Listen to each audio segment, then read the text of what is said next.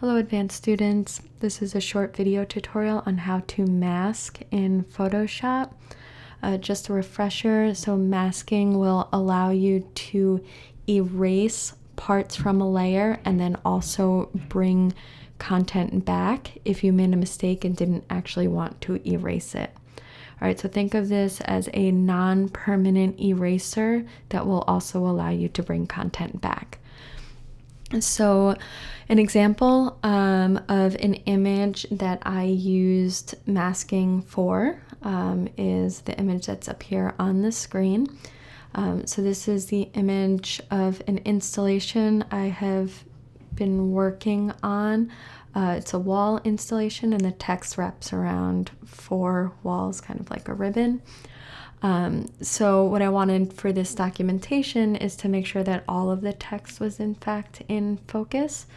And given the limitations with my lens and the space, I just wasn't able to capture that in one close-up shot.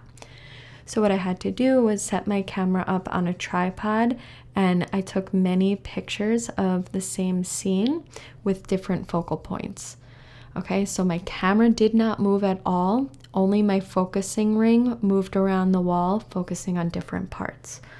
Okay, so the first layer that you see here, the focus was on the left-hand side. You could see I have this awkward shadow in that scene as well, so I can use masking to get rid of that.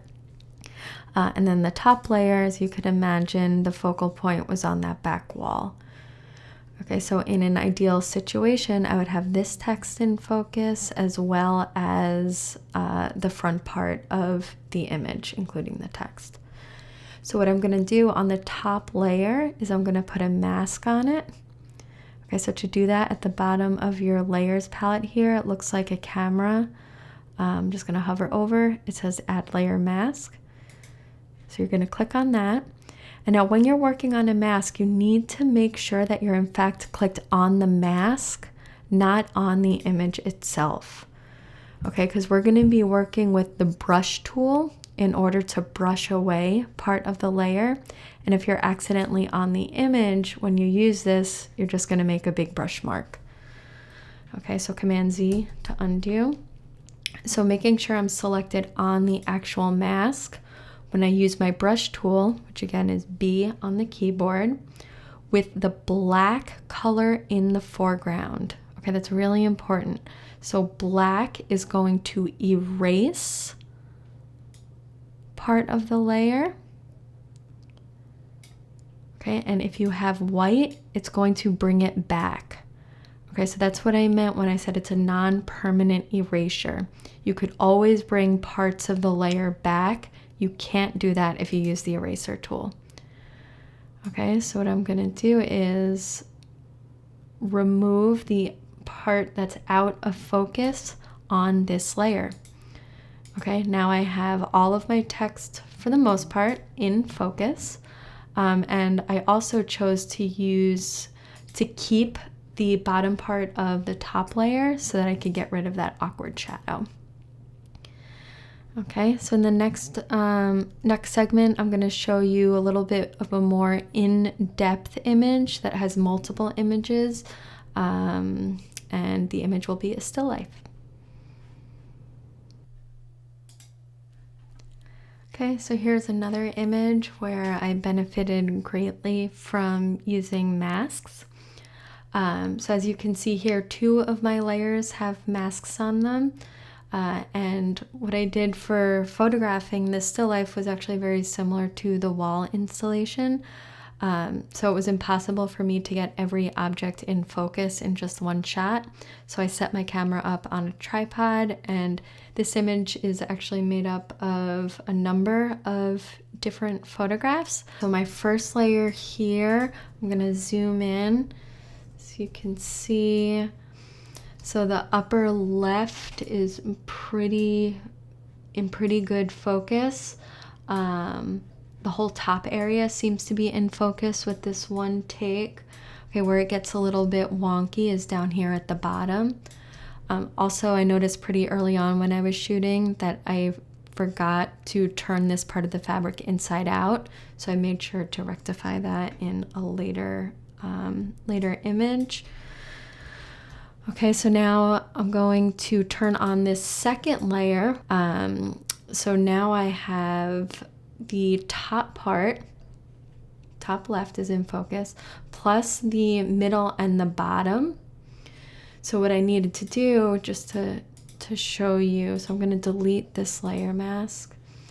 Okay, so if you zoom into the edges here, you can see the really rough cut that I made. So using my masking, I'm going to undo that delete. I was able to go around each individual object with my brush tool and get a really close cut. Okay, so those were layers 1 and 2, and then the third one, I'm going to turn this on as well. So this is where I fixed this area. Okay, so the composition changed a little, but when you zoom out, you can see it looks pretty seamless.